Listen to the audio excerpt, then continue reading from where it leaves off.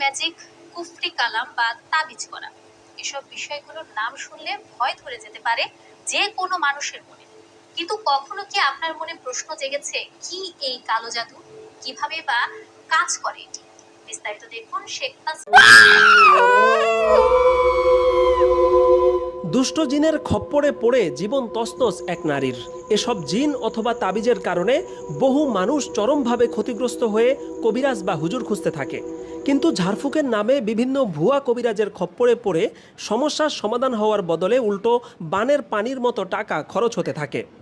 এমন পরিস্থিতিতে আমাদের পরিচয় হলো রাজধানীর পার্শ্ববর্তী সানার পাড়ের এমন একজন আলেমের সাথে, যার চিকিৎসার ভূয়সী প্রশংসা করেছেন রোগী থেকে শুরু করে স্থানীয় ওলামায়ে কেরাম এবং সর্বস্তরের জনতা। আমার জীবনে যত এই ঝাড়ফুঁক বা কবিরাজ আমি দেখেছি, তার মধ্যে হুজুরে আমার কাছে শ্রেষ্ঠ।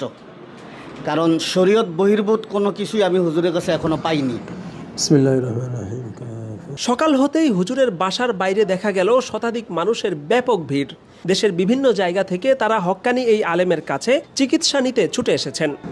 জাদু এবং বদনজর অথবা জিনের ক্ষতি অথবা মানুষের বদনজরে যদি কেউ এফেক্টেড হয়, সেগুলো আশা করি একদিনই চিকিৎসা করা সম্ভব। ম্যাক্সিমাম এগুলো একদিনে হয়ে যায়। অনেক কবিরাজ যেখানে বারবার ভিজিট নেওয়ার জন্য রোগীদের ঘুরাতে থাকেন, সেখানে আব্দুল্লাহ হুজুর এমনভাবে চিকিৎসা করেন যাতে একবারেই রোগীদের সমস্যার সমাধান হয়ে যায় এবং একই সমস্যার জন্য দ্বিতীয়বার রোগীদের এখানে আসতে হয় না।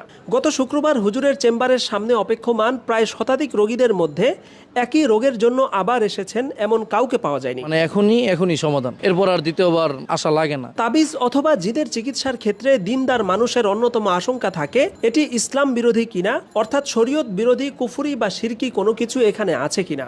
এক্ষেত্রে আব্দুল্লাহ হুজুরের স্বচ্ছতা এবং তার ব্যাপারে নিজেদের আস্থার কথা জানিয়েছেন দেশের সচেতন ওলামায়ে কেরাম। কোরআনিকভাবেই উনি মানুষের চিকিৎসা করে থাকেন এবং কুফরি কালাম, জাদু, কবজ সহ এই ধরনের আরও যে সমস্ত জিনিসের দ্বারা ইসলামের বহির্ভূত কর্মকাণ্ড হয় এবং যেগুলোকে ওলামায়ে কেরাম সাপোর্ট করেন না, কোরআন হাদিস সাপোর্ট করেন না, সাধারণত ওই সমস্ত বিষয় দিয়ে চিকিৎসা করাটাকে উনি কখনোই সাপোর্ট করেন না এবং করেন না। জিন এবং তাবিজের চিকিৎসক আব্দুল্লাহ হুজুর জানিয়েছেন তার এই চিকিৎসা পদ্ধতির নাম কুরআনিক শেফা। কারণ অন্য কোনো তাবিজ, কবজ বা ঝাড়ফুঁক নয়, শুধুমাত্র কুরআনের আয়াত তিলাওয়াতের মাধ্যমে তিনি চিকিৎসা দিয়ে থাকেন।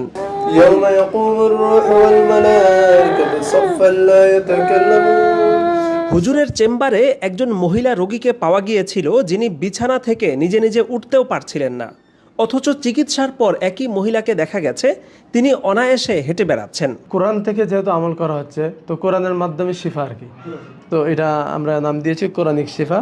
কোরআন আর সুন্নাহর বাহিরে এখানে কোনো আমল করা হয় না। কুরআনিক শেফায় কোনো রোগী এলে সর্বপ্রথম তার ব্যাপারটি যাচাই করা হয়। যদি জিন বা তাবিজের কিছু পাওয়া যায় তাহলে আমল করা হয়, অন্যথায় শারীরিক সমস্যা হিসেবে রোগীকে সরাসরি ডাক্তারের কাছে পাঠিয়ে দেওয়া হয়। মূলত এ কারণেই আব্দুল্লাহ হুজুর এবং তার কুরআনিক শেফা রোগীদের আস্থার জায়গায় পরিণত হয়েছে।